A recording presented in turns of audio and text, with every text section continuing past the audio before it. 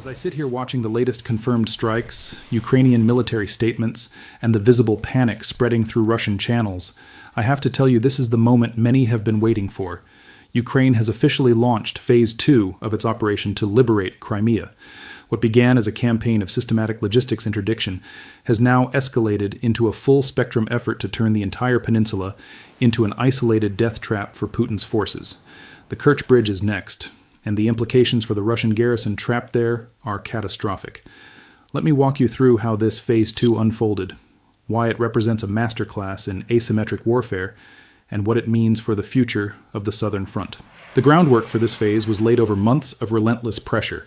Ukrainian forces didn't rush into a suicidal frontal assault. Instead, they methodically dismantled the arteries that kept Crimea supplied and reinforced.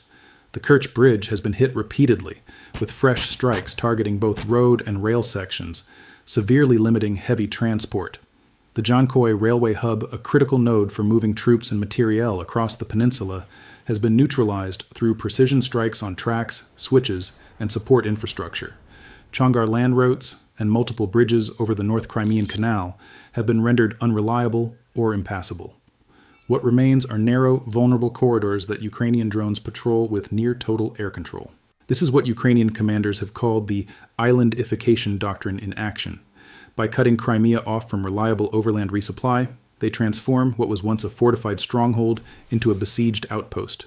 Russian forces on the peninsula estimates put the garrison at around 60,000 troops, including naval infantry, air defense units, and support elements are now facing severe constraints.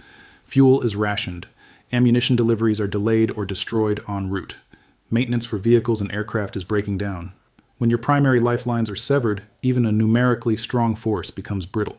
Supporting this isolation campaign has been a parallel effort to neutralize Russian defensive advantages.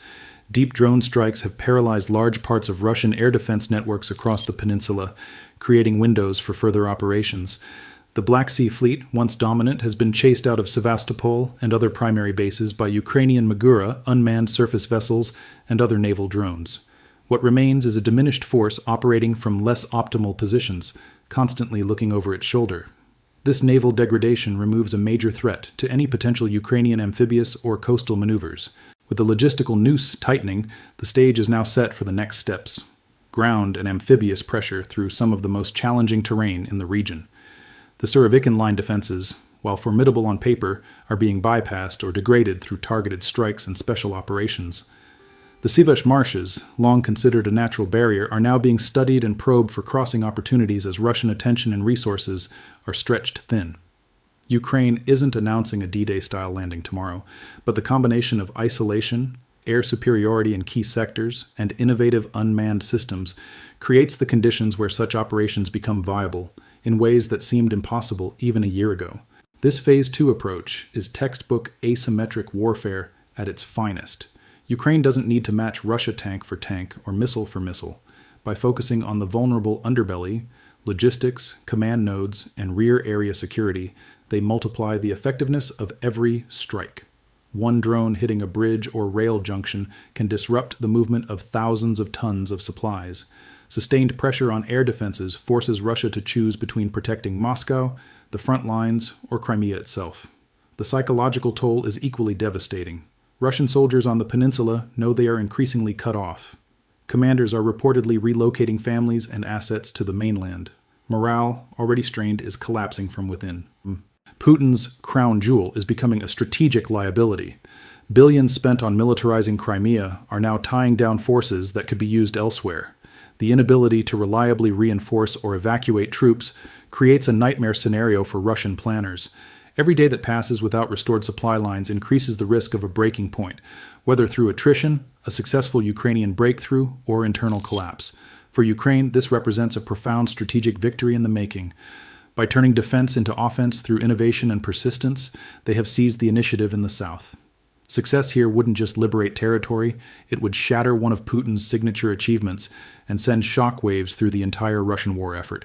It demonstrates that with the right tools and doctrine, even heavily fortified positions can be made untenable. Of course, nothing in this war is guaranteed or easy. Russia will throw everything it has at restoring crossings, reinforcing air defenses, and attempting to break the isolation. The terrain remains difficult. The human cost on both sides is high. But the direction of travel is unmistakable. Ukraine is executing a patient, professional campaign that plays to its strengths while exposing Russia's weaknesses. This is Phase 2, the isolation phase giving way to pressure and potential liberation. Kerch is next, and the clock is ticking for the forces trapped on the peninsula. What do you think happens in the coming weeks? Will Russia manage a desperate resupply push, or will the noose continue to tighten until something breaks? Is this the beginning of the end for Russian control of Crimea? Drop your thoughts in the comments. I read every one, and this community's analysis is always on point.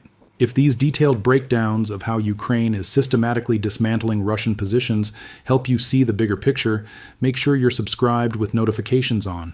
The situation in the south is developing rapidly, and I'll be back with updates as Phase 2 unfolds. This is how modern wars are won, not always with grand charges, but through relentless pressure on the arteries that keep an army alive. Ukraine is showing the world how it's done. I'll see you in the next one.